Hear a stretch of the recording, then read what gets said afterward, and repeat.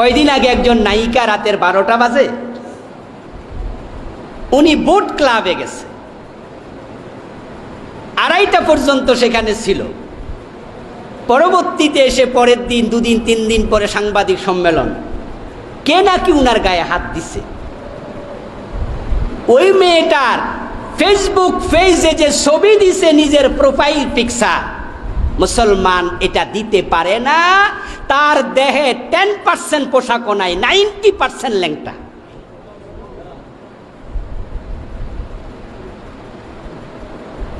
আপনাদের বিবেকের কাছে আমার প্রশ্ন, যেই মেয়েটা তার দেহ খুলে রাতের 12টা অর্ধলঙ্গ হয়ে নাচতে গাইতে যায়, ওই মেয়েটা ধর্ষিতা হওয়ার সম্ভাবনা আছে না নাই? সে যদি ধর্ষিতা হয় তার বিচার সে প্রাপ্য। সরকারের কাছে বিচার চাইবে। অন্যায়ভাবে কেউ তার গায়ে হাত দিলে তার বিচার হোক, আমিও তা চাই, আপনারাও চাইবেন। কিন্তু তাকে প্রশ্ন করার মতো একটা লোক পাওয়া যায় নাই যে রাতের 12টা বাজে সেখানে গেলা কেন। এই প্রশ্ন করা দরকার আছে না নাই? মুসলমানের দেশ হিসাবে দরকার আছে না নাই? আমাদের দেশে একটা কালচার আছে না, এখানে একটা সামাজিকতা আছে। আচ্ছা আপনারা বলুন তো, আপনাদের এই রোড দিয়া যদি একটা মেয়ে হাফ প্যান্ট পইরা দেহের অর্ধেক কাপড় ফালাই এখান দিয়ে হাইটা যায়, আপনারা কি খারাপ মনে করবেন না? এটা বরং কেউ কেউ সাহস থাকলে বলবে, এই মেয়ে তুমি ল্যাংটা থাকতে চাও, ঘরে যাও, মেয়ে তোমার বাড়ি যেয়ে যা ইচ্ছা তাই করো, রাস্তায় কি করছো? কিন্তু সাংবাদিকদের মাঝে একজন কেউ পাইনি যে প্রশ্ন করবে যে আপনার গায়ে যে হাত দিয়েছে তার বিচার হোক, আমরাও চাই, আমরা বিচারের পক্ষে, কিন্তু রাতের 12টা বাজে আপনি সেখানে গেছেন কেন? কারণটা কমপক্ষে বলতে হবে আপনাকে। 2-1 প্রশ্ন করছে, আবার অন্যরা আক্রমণ করে, এই তার অধিকার, এটা খারাপ পোশাক পরবে, স্বল্প ভাষণে চলবে, অন্যদেরকে সুরসুরি দেবে। আহা, কোথায় আছি, কোথায় যাব আমরা? ইস্তাহিল্লুনাল হেরা, রাসূলুল্লাহ বলেন আমার উম্মতরাই এই ব্যভিচার, যৌনাচার, উলঙ্গপনা, বেহায়াপনাকে হালাল মনে করবে। নিজের যুবতী মেয়েটা ওড়নাটাও পরে না, ইউনিভার্সিটি গেছে, এমন বাপ এই মসজিদও 2-1 আছে কিনা? আপনার যুবতী মেয়েটা কলেজে যাচ্ছে, ওড়নাটাও নাই, গেঞ্জি পরে যাচ্ছে। অর্থাৎ এই যে বেহায়াপনা, এটা আপনার কাছে আর হারাম থাকবে না, হালাল মনে হবে। ওয়াল হারির, রেশমি পোশাককে তারা হালাল মনে করবে। ওয়াল খামরা, মদ পানকে হালাল মনে করবে। আপনারা ইতিমধ্যে জেনেছেন পত্রপত্রিকায়, সোশ্যাল মিডিয়ায়, টেলিভিশনের খবরে, ওই বুট ক্লাবে মদ পান হয়, মদ বিক্রি হয়। মদ খাওয়া লইয়া নাকি মারামারি হয়েছে। যে প্রধান আসামি সে বলে মদ চাইছিল, দেই নাই, তাই আমারে ঘুষি মারছে। আবার যে ব্যক্তি বাদী, হে কয় আমারে জোর করে মদ খাওয়াইছে। তাহলে মদ যে আছে, 2 পক্ষরা একমত। মুসলমানের দেশে নাইট ক্লাব হবে, মুসলমানের দেশে মদ হবে।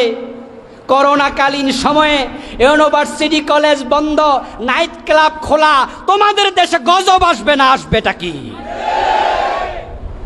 قال النبي صلى الله عليه وسلم المكر والخديعة في النار।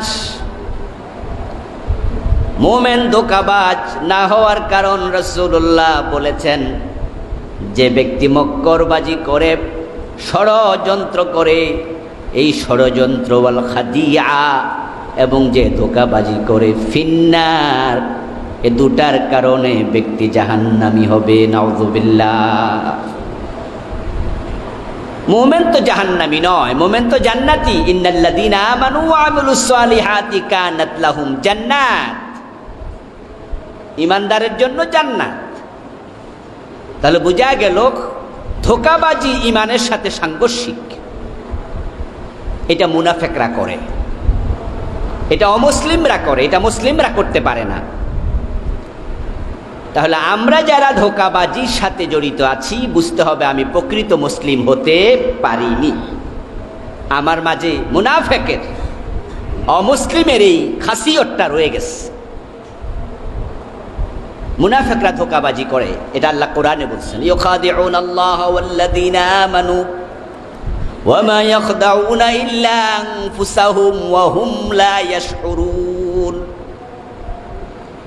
ওয়ামা ইয়াশউরুন, আল্লাহ তাআলা বলছেন ইউখাদিউনা আল্লাহ ওয়াল্লাযীনা আমানু, তারা যারা মুনাফিক তারা আল্লাহকে পর্যন্ত ধোঁকা দিতে চায়। মানে তারা এতটা সীমা লঙ্ঘনকারী যে তারা আল্লাহ তাআলার সাথে ধোঁকাবাজি করতে চায়। তবে ওয়ামা ইয়াখদাউনা ইল্লা আনফুসাহুম, আসলে আল্লাহকে তো ধোঁকা দেয়া যায় না, এটা অসম্ভব। ওয়ামা ইয়াশউরুন, তারা বুঝে না যে আল্লাহকে ধোঁকা দেয়া যায় না।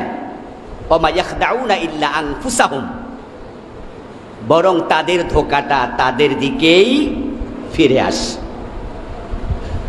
আসলে আমরা যারা ধোঁকাবাজি করি আল্লাহর সাথে করতে পারলাম না, কিন্তু আপনি দেখতে পাচ্ছেন মানুষের সাথে তো করা যায়, তো আল্লাহ দুটাকে একসাথ করে বললেন না, সেটাও করা যায় না। ইউখাদিউনা আল্লাহ ওয়াল্লাযীনা আমানু, তারা ধোঁকাবাজি করতে চায় আল্লাহর সাথে এবং মুমিনদের সাথে। ওয়ামা ইয়াখদাউনা ইল্লা আনফুসাহুম, অথচ তারা তো নিজেদেরকে ধোঁকা দিচ্ছে, আল্লাহকে ধোঁকা দিতে পারবে না, অসম্ভব। মাকারু ওয়া মাকারাল্লাহ ওয়াল্লাহু খায়রুল মাকিরিন। আল্লাহ তাআলা অন্য জায়গায় বলছেন তারা আল্লাহর সাথে চালবাজি করতে চায়, ষড়যন্ত্র করতে চায়, ধোঁকাবাজি করতে চায়। মাকারাল্লাহ, আল্লাহ তাদের সাথে মক্করবাজি করেন। আল্লাহ চালবাজি করেন তা নয়, একই শব্দ। মাকারু ওয়া মাকারাল্লাহ, শব্দ একটাই, অর্থের মাঝে পার্থক্য হবে। তারা ধোঁকা দিতে চায় আর আল্লাহ কৌশল অবলম্বন করেন, অর্থাৎ তার ধোঁকা তার দিকে ফিরাইয়া দেন। আর মুমিনদেরকে পারবে না, এর মানে কি? এর মানে হলো আমি আপনাকে যতটুকু ঠকালাম ধোঁকাবাজি করে, অতটুকু আখেরাতে আল্লাহ আপনাকে আবার ফিরিয়ে দেবেন। আমার প্রাপ্যটুকু আপনার কাছ থেকে আল্লাহ উসুল করাইয়া ছাড়বেন। তাহলে আপনি কি প্রকৃত অর্থে আমাকে ধোঁকা দিতে পেরেছেন? পারেন নাই, কারণ তিনি সবটা উসুল করে ছাড়বেন। ওয়ামা ইয়াশউরুন, তারা যে ধোঁকাবাজি করে ঠকতেছে এটা বুঝার অনুভূতিও তাদের নাই, কারণ অনুভূতির জন্য তার একটি কলবে সালিম দরকার, উত্তম একটি কলব দরকার।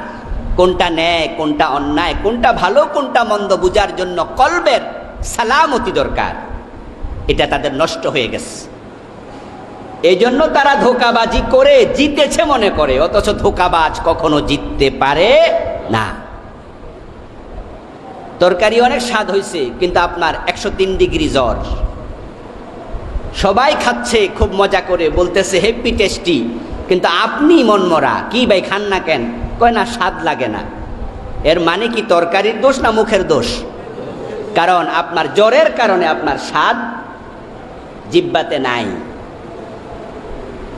তো যারা ধোঁকাবাজ তারা যে ঠকতেছে বুঝার মতো অনুভূতিটাও নাই। এই ধোঁকাবাজির সাথে আমাদের দেশের কিছু মুসলমান আমরা জড়িত হয়ে আছি। রাসূলুল্লাহ সাল্লাল্লাহু আলাইহি ওয়াসাল্লাম বলেছেন, মান গাশশানা ফালাইসা মিন্না।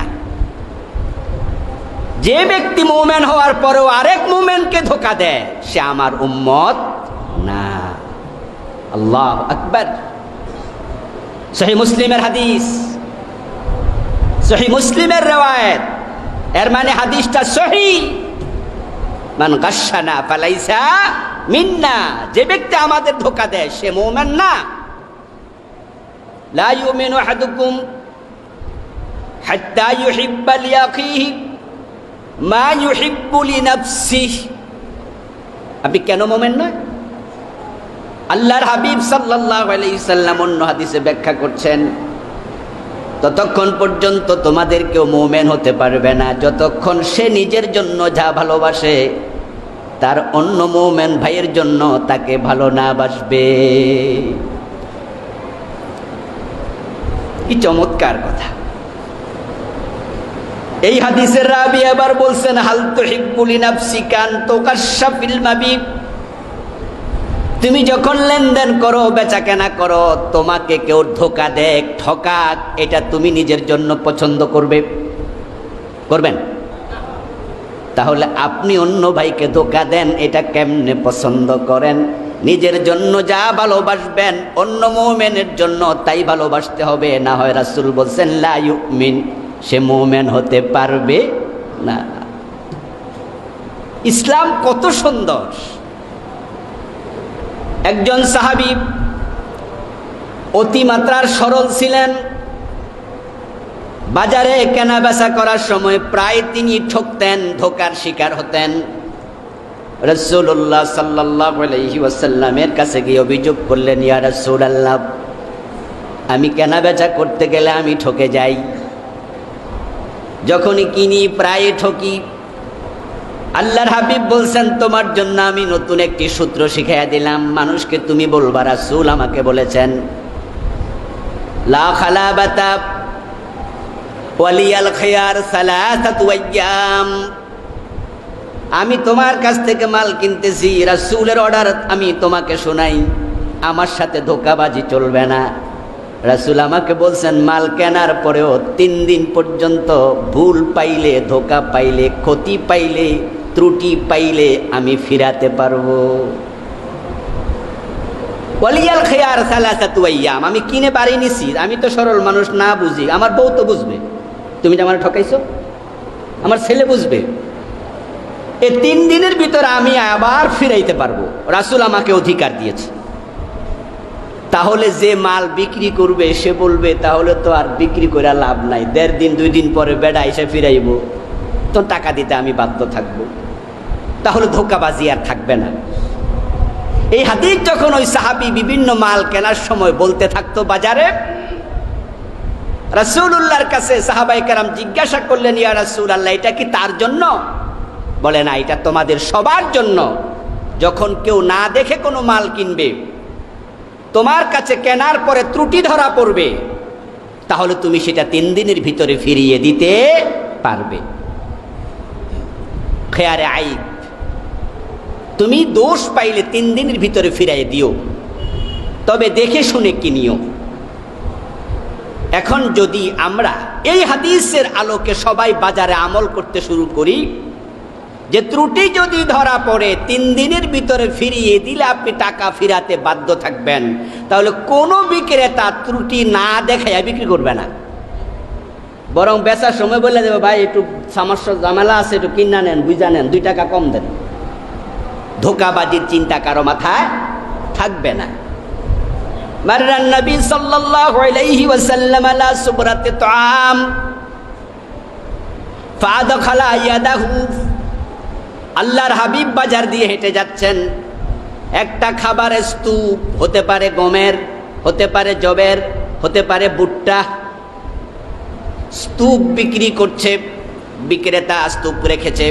আল্লাহর হাবিব যাওয়ার পথে স্তূপের ভিতরে হাত ঢুকাইয়া দিলেন, ধান বিক্রি করছে এরকম করে, বিশাল স্তূপ, কেউ 5 কেজি নেয়, কেউ 1 মণ নেয়, কেউ 2 মণ নেয়, আমাদের দেশে বিভিন্ন জায়গায় বিক্রি হয়। দমুন্না বস্তার ভিতরে ঢুকাইয়া বিক্রি করছে 10 কেজি 20 কেজি চাল। আল্লাহর হাবিব বস্তার ভিতরে হাত ঢুকাই দিলেন। পাওয়াজাদা বালালান, ভিতরে হাত দিয়া দেখেন ভিতরের জিনিসগুলো ভিজা, সিক্ত। রাসূলুল্লাহ সাল্লাল্লাহু আলাইহি ওয়াসাল্লাম বললেন, মা হাদা ইয়া সাহিবাত তুআম, ও খাদ্যের মালিক, এটা কি হলো? উপরের জবগুলো, গমগুলো চমৎকার তরতাজা, ভিতরের গুলো ভিজা ভিজা কেন? ক্বালা আসাবাতুস সামা আই উমতিরাত আলাই, ওই দোকানদার জবাব দেয়, ইয়া রাসূলুল্লাহ, বৃষ্টি হয়েছিল, তা বৃষ্টির পানি এর মাঝে পড়েছে। ক্বালান নবী সাল্লাল্লাহু আলাইহি ওয়াসাল্লাম, আফালা জাআলতাহু ফাওকাত তুআম, তাহলে ভিজাগুলা তুমি উপরে রাখলা না কেন? ভিজছে ঠিক আছে, বৃষ্টির পানিতে ভিজতেই পারে, কিন্তু তুমি ভিজাগুলা ভিতরে দিয়া, শুকনাগুলা উপরে দিয়া মানুষকে ধোঁকাবাজি করছো কেন, ঠকাচ্ছ কেন? এখন মানুষ যদি কেউ আসে যে বস্তার উপরে চমৎকার ধান। তো দেখে সে বলল, দাম কত? মন এত। ঠিক আছে, বস্তাটা কিনে নিলাম। বাড়িতে গেলে দেখবে ভিতরে পচা, ভিতরে ভিজা, ভিতরে নষ্ট। আর ভিজা হওয়ার কারণে ওজনও বেড়ে যাবে। তুমি এটা কেন করলা? আল্লাহর হাবিব ওই সাহাবীকে ধমক দিলেন, ওই ব্যক্তিকে তিরস্কার করলেন। এই জাতীয় ধোঁকার অভ্যাস আমাদের ভিতরেও কারো কারো আছে না নাই? এই হাদিসগুলো সবার জন্য। এই কাজ যদি আপনি করেন, আপনি ধরে নেবেন রাসূল আপনাকে বলছে তুমি এটা কেন করলা। হাদিসে পাওয়া যায়, মান বাঈবান ওয়া লাম ইউনাব্বিহ আলাই লাম ইয়াজাল ফি মাকতিল্লাহ ওয়া লাম তাজালিল মালাইকাতু তালআনু। যখন দোষযুক্ত ত্রুটিপূর্ণ কোনো জিনিস কেউ বিক্রি করবে, তার দায়িত্ব হলো সে তার ভাইকে এটা দেখাবে, বলবে। বিক্রেতা ক্রেতাকে বলবে এই সমস্যাটা আছে। যদি সেটা না বলে গোপন রেখে বিক্রি করে দেয়, তখন থেকে আল্লাহর ফেরেশতারা তার উপরে লানতের বদদোয়া দিতে থাকে। নাউজুবিল্লাহ। আপনি একটা লাউ ছিদ্র আছে, পচা আছে, আপনার কমলা বিক্রেতা, আপেল বিক্রেতা, আম বিক্রেতা দেখবেন আপনাকে নষ্টটা এমনভাবে দিয়ে দেবে আপনি টেরও পাইতেছেন না। আপনি বলবেন, এই ভাই আপনি হাত দিয়েন না, আমি দিচ্ছি, আপনি শুধুমাত্র পলিথিনটা ধরেন। সে আপনার কথা উপেক্ষা করেও 2-4টা দিয়ে দেবে, কারণ সে জানে যে কোন জায়গায় ভেজালটা রাখছে। তাই আপনি ভালোটায় হাত দিচ্ছেন, ঠিকঠাক জায়গায় সে হাত দিয়ে দিচ্ছে। আর আপনি এটা নিয়ে গেছেন, সে মনে মনে খুশি, যাক ফসাটা চালাই দিছি। অথচ লাম ইয়াজাল ফি মাকতিল্লাহ, সেই কাজটা করার সাথে সাথে আল্লাহর গজব তার উপর পড়া শুরু হয়েছে। আল্লাহ রাগ হয়ে গেছে, ক্রোধান্বিত হয়েছে, তুই এটা করলি কি? আও লাম তাজালিল মালাইকাতু তালআনুহু, আল্লাহর ফেরেশতারা রহমতের দোয়া না করে গজবের বদদোয়া দিতে থাকে। আমার বন্ধুগণ বলুন তো, যদি আল্লাহ আপনার উপর নারাজ থাকে, ফেরেশতা লানত করে, এই ব্যবসা কি বরকতপূর্ণ হতে পারে? কখনো নয়। এই জন্য ধোঁকাবাজি করা এটা মুমিনের স্বভাব নয়, এটা হতে পারে না। এখন ধোঁকাবাজি আমরা সাধারণ মানুষরাই করি না। যারা এমপি হয়, মন্ত্রী হয়, কমিশনার হয়, মেয়র হয়, মেম্বার হয়, চেয়ারম্যান হয়, নেতা হয়, অধীনস্থদের সাথে তারাও ধোঁকাবাজি করে। قال النبي صلى الله عليه وسلم ما من وال يلي رعية من المسلمين ويموت هو لهم غاش إلا حرم الله عليه الجنة। কি জঘন্য! নবী মুহাম্মদ সাল্লাল্লাহু আলাইহি ওয়াসাল্লাম বলেন, যখন কাউকে দায়িত্বশীল বানানো হবে, নেতার জায়গায় বসানো হবে, ওই নেতা যদি অধীনস্থদের সাথে ধোঁকাবাজি করে, প্রবঞ্চনা করে, প্রতারণা করে, ওই অবস্থায় মরে যায়, তার জন্য আল্লাহ জান্নাত হারাম করে দেন। নাউজুবিল্লাহ। আহা, এখন আমরা দায়িত্ব পাওয়ার পরে এমনভাবে চল চাতুরির আশ্রয় নেই। আমার হাতে বাজেট, এই রাস্তার বাজেট 2 কোটি টাকা, সেখান থেকে 1 কোটি টাকার কাজ করেছি, পাবলিকরে বুঝতেও দেই নাই যে আর 1 কোটি আমি খাইয়ালেছি, পুরা জাতিকে ঠকাইয়া দিলাম। আল্লাহ রাসূল বলছেন, যদি সে ধোঁকাবাজ অবস্থায় মারা যায়, আপনার কলিজার টুকরা সন্তানকে কেড়ে নিয়ে গেলাম, আমার বাহিনী আছে, আমার অধীনে প্রশাসন আছে, গুম করে ফেললাম,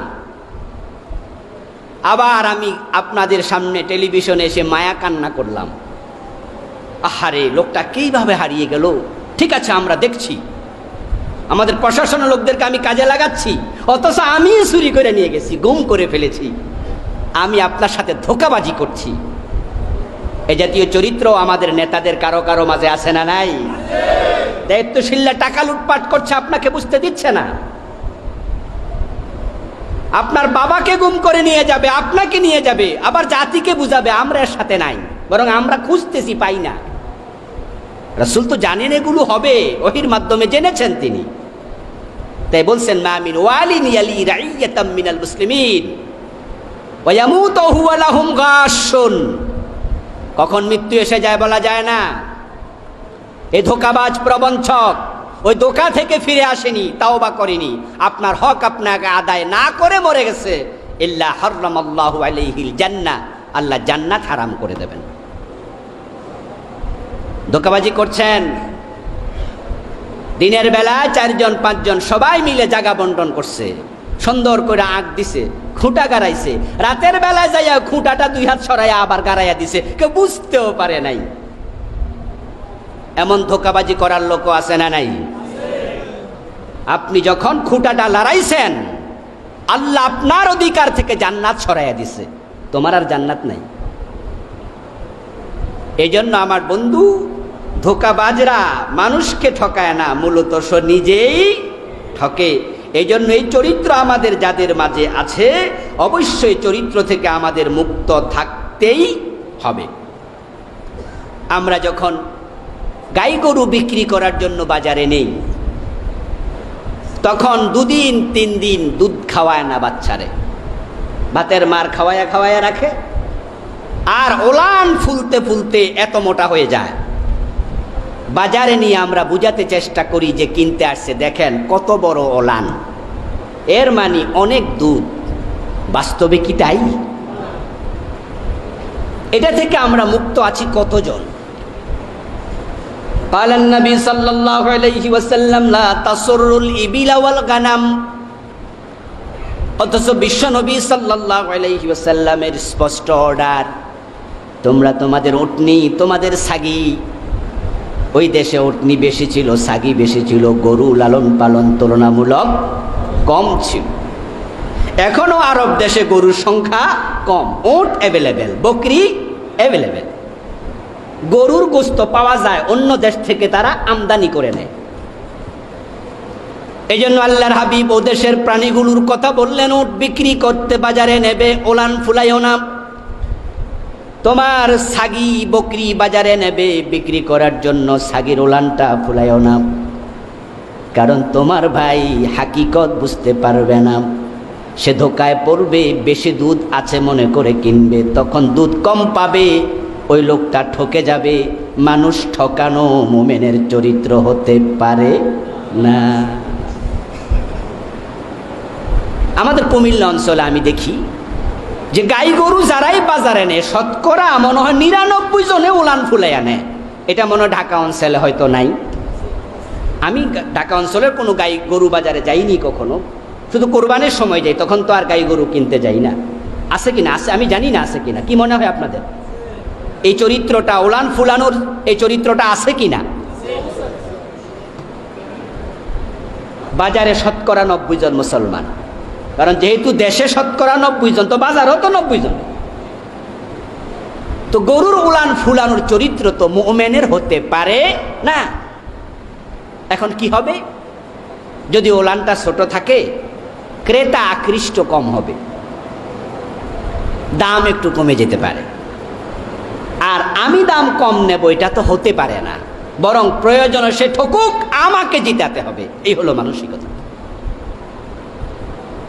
গাছ থেকে লাউ পেরেছেন, বাজারে বিক্রি করবেন, বিকালবেলা মসজিদে, নিউ টাউন কেন্দ্রীয় জামে মসজিদে আসরের নামাজ পড়বেন, বাসা আপনার ওখানে কোনায়, নামাজটা এখানেই পড়েন। বউ বলছে লাউটা যান, ওখানে বাজার আছে, দোকান আছে, রাস্তার পাশে দাঁড়ান, বিক্রি হয়ে যাবে, আসর পরে বিক্রি করে চলে আসবেন। একসাথে 2 কাজ হয়ে গেল। লাউটা টান দিয়ে হাতে নিয়ে দেখেন পেট বরাবর পোকা খাওয়ার ছিদ্র। এই লাউটা এনে আপনি যখন রাস্তায় রাখেন, ছিদ্রটা কি উপরে দেয় না নিচের দিকে দেয়? কোনটা দিচ্ছে মানুষ? কোনটা দেয়া উচিত? কে কোন দিকে গেল সেটা আমার দেখার বিষয় নয়, আমি কোন দিকে গেলাম এটা দেখার বিষয়। হাওয়ার সাথে তাল মিলাবেন, স্রোতের অনুকূলে যাবেন, হুজুর সবাই দেয় আমিও দিচ্ছি, তা নয়। জান্নাতের রাস্তার ব্যাপারে কথা হলো, যদি দুনিয়ার 850 কোটি মানুষের একটাও জান্নাতের রাস্তায় চলতে রাজি না হয়, আমাকে একা হলেও চলতে হবে। এ হলো ইসলাম। এজন্য যত দিক আছে ধোঁকাবাজি, প্রবঞ্চনার, প্রতারণার, প্রত্যেকটা পরিত্যাগ করতে হবে। আল মাকরু ওয়াল খাদিআতু ফিন্নার।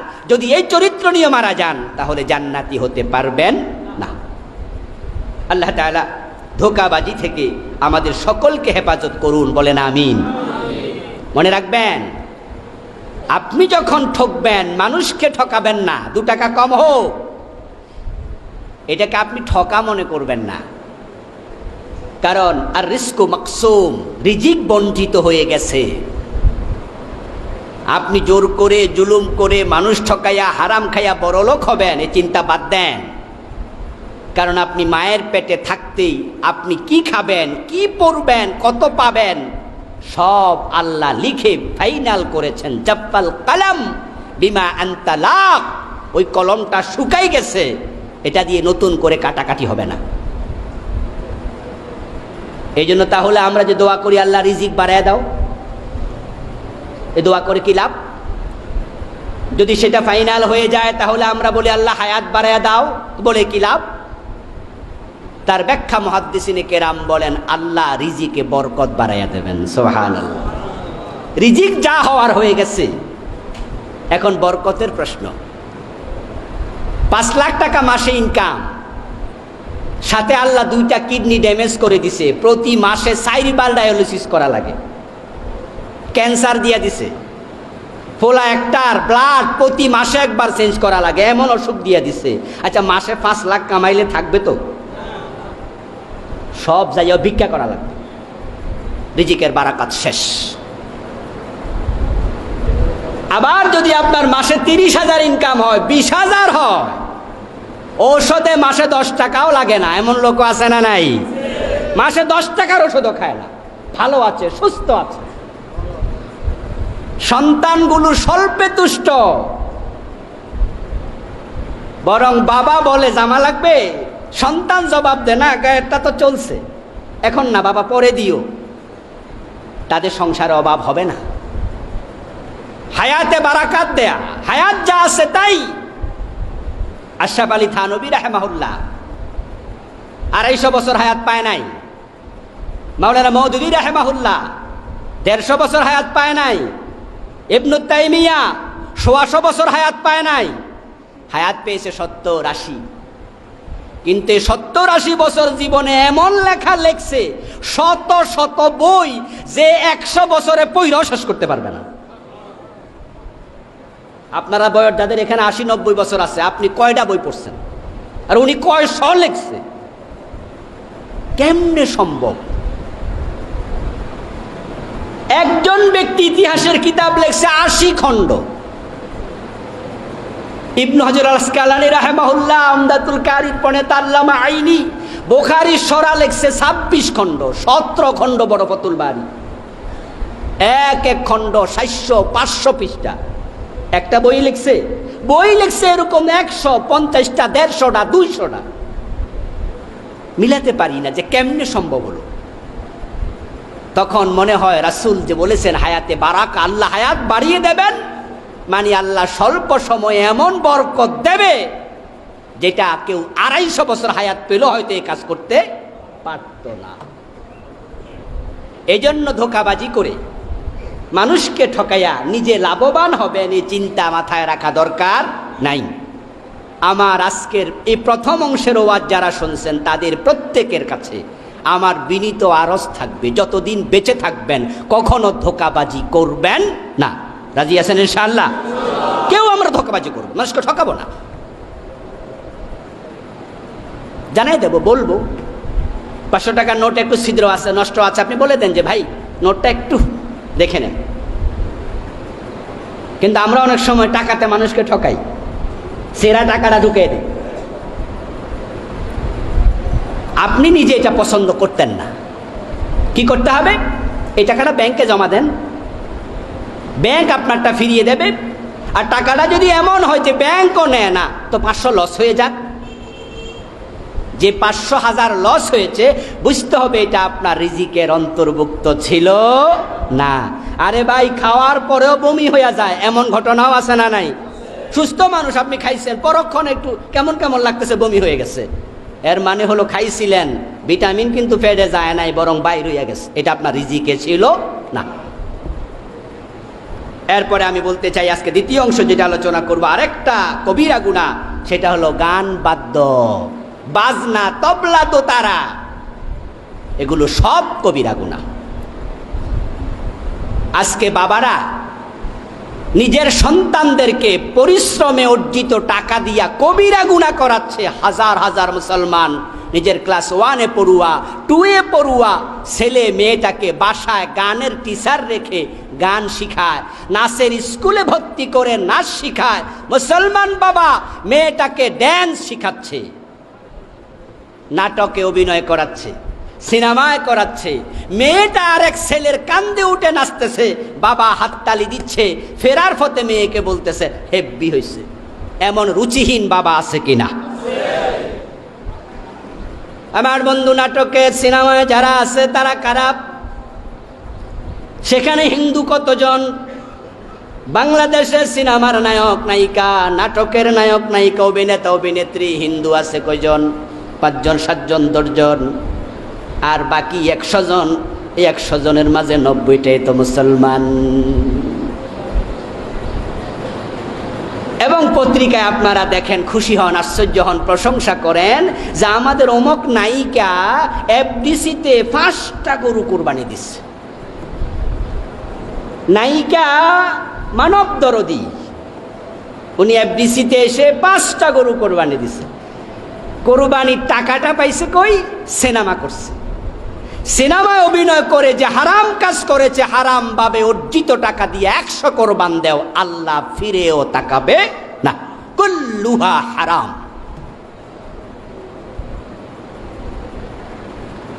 সন্তান যদি উত্তম হয়, তার নেকের সওয়াব বাবা কবর থেকে পেতে থাকে, তার আমলের সওয়াব পায়, দোয়ার সওয়াব পায়, সাদাকায়ে জারিয়া হয়।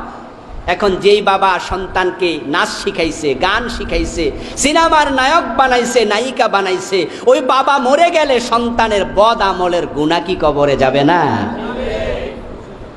শুধু সাদাকায়ে জারিয়ার ওয়াজ শুনেছেন, গুনাহে জারিয়ার ওয়াজও শুনতে হবে। গান বাজনা হারাম, এর সাথে সম্পৃক্ত হওয়া যাবে না। আল্লাহ পাক রব্বুল আলামিন কুরআন মাজিদে বলছেন, ওয়া মিনান নাস মান ইয়াশতারি লাহুল হাদিস লিয়ুদিল্লা আন সাবিলিল্লাহ। এমন কিছু মানুষ আছে যে মানুষগুলো আল্লাহর পথ থেকে গোমরা করার জন্য অবান্তর কথাবার্তা ক্রয় করে, কিনে নেয় তারা অবান্তর কথা, লাহুল হাদিস। আল্লামা মুজাহিদ রাহিমাহুল্লাহ, প্রখ্যাত তাবি, তিনি বলেন লাহুল হাদিস আয়াল গানা ওয়াল মাজামির। লাহুল হাদিস মানে হচ্ছে গান এবং বাদ্যযন্ত্র। রাসূলুল্লাহ সাহাবী আব্দুল্লাহ ইবনে ওমর রাদিয়াল্লাহু তাআলা আনহু একদিন কোথাও যাচ্ছিলেন, যাওয়ার পথে হঠাৎ করে কানের মাঝে গানের আওয়াজ আসলো, বাঁশির আওয়াজ, বাজনার আওয়াজ। আব্দুল্লাহ ইবনে ওমর রাদিয়াল্লাহু তাআলা আনহু কানের ভিতরে এভাবে আঙ্গুল ঢুকায়া দিলেন, 2 কানে 2 আঙ্গুল দিয়ে তাড়াহুড়ো করে চলতে থাকলেন। উনার সাথে আছেন উনার গোলাম হযরত নাফে, প্রখ্যাত তাবি। উনার থেকে অসংখ্য হাদিস বর্ণিত হয়েছে, আব্দুল্লাহ ইবনে ওমর থেকে নাফের মাধ্যমে। হযরত নাফে রাদিয়াল্লাহু তাআলা আনহু ইবনে ওমর বলছেন, এবার ও নাফে, কানের মাঝে কোনো আওয়াজ আসছে নাকি? নাফে বলতেছে, হুজুর না, কোনো আওয়াজ তো আসে নাই। আব্দুল্লাহ ইবনে ওমর এবার বলতেন, শোনো, ওই যে বাঁশির আওয়াজ, গানের আওয়াজ কানে আসছিল, আমি নবী মুহাম্মদকে দেখেছি, ওই আওয়াজ শুনে তিনি কানে আঙ্গুল দিয়েছেন, তাড়াতাড়ি চলেছেন, তাই আমার কানে সে আওয়াজ আসার সাথে সাথে আমিও তাই করেছি। আল্লাহর হাবিব সাল্লাল্লাহু আলাইহি ওয়াসাল্লাম গানের আওয়াজ কানে আসলে কানে আঙ্গুল দিতেন। এখন আমাদের মুসলমান ভাইয়েরা গানের আওয়াজ শুনে আঙ্গুল দেন, আঙ্গুল খুইলা নেয়। আস্তাগফিরুল্লাহ আযীম। গানের মজলিস হয়, আইয়ুব বাচ্চু, জেমস, রুনা লায়লা, এন্ড্রো কিশোর গান গাইবে, 5টা গান 25 লাখ টাকা। জাহাঙ্গীরনগর বিশ্ববিদ্যালয়ে কনসার্ট হবে, ঢাকা ইউনিভার্সিটি সোহরাওয়ার্দী উদ্যানে কনসার্ট হবে। ওই কনসার্টের মাঝে এক একটা গান গায় 1 লাখ, 2 লাখ, 5 লাখ। 5টা গান গাইছে, 25 লাখ দিয়েছে। আয়োজক কি হিন্দু? টাকা দিছে যারা, তারা কি হিন্দু? যারা শুনতে গেছে তারা কি হিন্দু? বাদ্য শুনছে আল্লাহ পাচ্ছে, শুনছে আল্লাহ পাচ্ছে। হাজার হাজার না, এমনও কনসার্ট আছে লাখের উপরে মুসলমানের সন্তান হাজির হচ্ছে। অনার্স 1st বা 2nd ইয়ারে পড়ি,